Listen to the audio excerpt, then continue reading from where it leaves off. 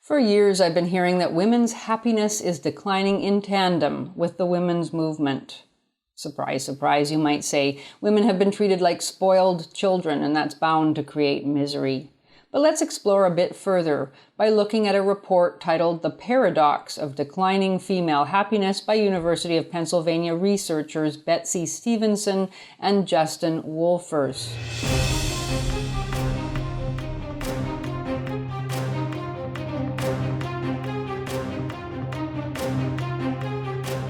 The report is not new, I should mention, having been published in 2008, but it is an extensive study dealing with multiple life satisfaction surveys, and its findings remain relevant to the present day when we hear a great deal about what more needs to be done for women to help them achieve feminist goals. Though it never says so directly, the report certainly suggests that helping women achieve the goals of the feminist movement is almost certainly the last thing women need. The overall diagnosis in the report is clear. Women's self-reported happiness and life satisfaction have been dropping since the 1970s. In all areas that the report looked at, and across all demographics and geographical areas with one notable exception, which we'll get to in a minute, women's happiness has diminished both in absolute terms, in other words, in comparison to women of previous eras, and in relation to men. And this despite the fact that women have many more life choices now than in the past and believe they are doing better as a group. The report emphasizes the seeming paradox of such findings. While labor force outcomes have significantly improved for women, they're not feeling better about their lives.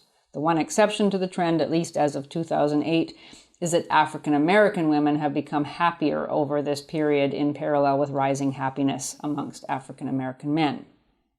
So how could it be that the vast majority of women, excluding Black women, have become less happy since the 1970s? The researchers don't pretend to have an answer, but they do consider a number of theories, most of them not surprisingly, feminist theories, some of them laugh out loud obtuse. One such theory is that as women are working more outside the home, the total amount of work that women do has increased, creating stress. But the researchers are quick to admit that most time use surveys don't support such an assertion because women's work in the home has actually decreased as a result of time and labor-saving technology, and men are doing a lot more household work than in the past. So the researchers have to consider refinements on this theory. They mention the idea that women have maintained the, quote, emotional responsibility for home and family, end quote. In other words, men may be putting in more hours on housework, but the, quote, burden of home production, as they call it, may still be primarily borne by women. The fact that such a thing cannot possibly be measured makes it an attractive theory for feminists, and our researchers mention it with the respect that baseless feminist theories are usually given. Another theory mentioned by the researchers, also conveniently unmeasurable, is that men's mix of outside the home work and household responsibilities are more pleasant than women's. This theory caused tears of laughter to pour down my face. All of these explanations partake of a familiar trend in feminist thought, arguing that the women's movement actually benefited men more than it benefited women. Somehow those pesky men always work things to their advantage. Also partaking of the men benefit conspiracy theory, though locating the conspiracy in nature rather than society, is the idea that while it's men's real wages that have declined since the 1970s, the resulting decline in household income bothers women more than it bothers men. In other words, both men and women are suffering economically, but women feel the pain more. The reasoning is a tad circular. Women are less happy because they get sad about things more. More interestingly, in my opinion, the researchers also briefly mentioned two other speculative explanations that have to do with the psychology of utopian mass movements, with their promise of a near-perfect world just on the horizon. And the researchers suggest that women's decline in life satisfaction may stem from a greater tendency among women now to compare their lives with men's lives, and also a tendency to measure their lives against the promises of the feminist movement. I think these latter two possibilities do make some sense. Women do now tend to compare their lives to those of men more than they once did when men and women's spheres were more separate. And women have been encouraged to believe that their lives are much more difficult than men's without actually knowing much about men's difficulties. Relatedly, women tend to compare the actual state of their lives with their various disappointments and difficulties to the promises of freedom and empowerment held out by the feminist movement, and they find that the feminist dream hasn't been fulfilled in their lives. Men, unlike women, tend not to compare their lives to those of women, and men have little expectation of utopian perfection. Now, the researchers don't explore these hypotheses in any detail, and in general, they shy away from speculating about the impacts of the women's movement. However, it seems it would be hard for any honest analyst looking at the study to avoid the conclusion that the women's movement has been a failure. What else can one say about a movement that, while attaining many of its stated goals, has utterly failed to achieve happiness or even basic satisfaction for those it claims to advocate for?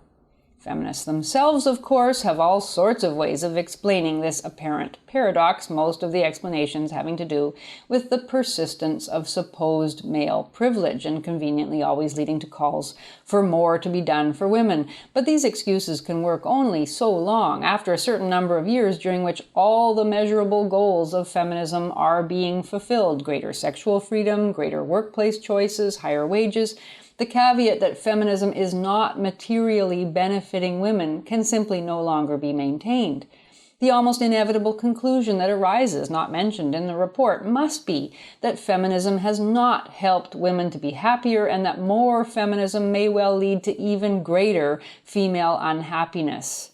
Rising wages, sexual freedom, the ability to abort one's children without compunction, the ability to divorce one's husband and still live off his earnings, the ability to act like a slut and be applauded for it. None of these are having a good impact on women, in fact, quite the opposite. It's worth noting also that according to the report, even women who are not pursuing a career, accessing abortion, divorcing their husbands, or in other ways living the life encouraged by feminism also report declining happiness. Feminism has affected the very cultural air all women breathe. Now, in the final paragraph of the report, the authors quote a researcher named Ed Diener who raises a significant issue. They quote him to the effect that, quote, objective conditions such as health, comfort, virtue, or wealth are, quote, notably absent, end quote, from subjective well-being. Being in good health, for example, has some role to play in happiness, but one can be miserable despite being in good health. But the word that jumped out at me from Diener's list was virtue, a word that is otherwise entirely missing from this report and from most modern considerations of happiness. It wasn't so for most philosophers of happiness until our own era. For the ancient Greeks and for Christian philosophers, for example, happiness was not a particular kind of feeling, but a particular sort of life, governed by reason and ethical practice. And previous generations of women were taught that happiness related directly to virtue, and that virtue consisted in living for others, in being chaste, being a helpmeet to one's husband, devoting oneself to one's children, or in some other manner pursuing a good life as a nun or a healer, a mystic or a scholar. Feminism deliberately turned such an idea on its head. Chastity, fidelity, self-sacrifice, and goodness were, according to feminism, the way men prevented women from pursuing their own desires. Feminism was all about self-fulfillment, and rejecting the traditional markers of female virtue was considered good in itself. So in the years since the 1970s, any discussion of female goodness has essentially been ruled out of bounds. While men have always been measured against a standard of the good man, this is one who supports his family, including his wife, defends justice, protects the weak, defeats evil, The ideal of the good woman has become a pre-1960s relic. Ask a feminist what a good woman is, and she will either laugh scornfully and refuse to answer, or say that a good woman fights against patriarchy. In other words, she'll give you an oppositional identity with no positive content.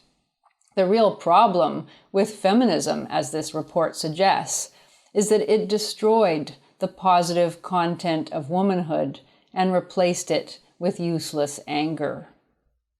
Traditional philosophers have always been divided as to whether being virtuous is sufficient for happiness, but they were agreed that without virtue, happiness was impossible.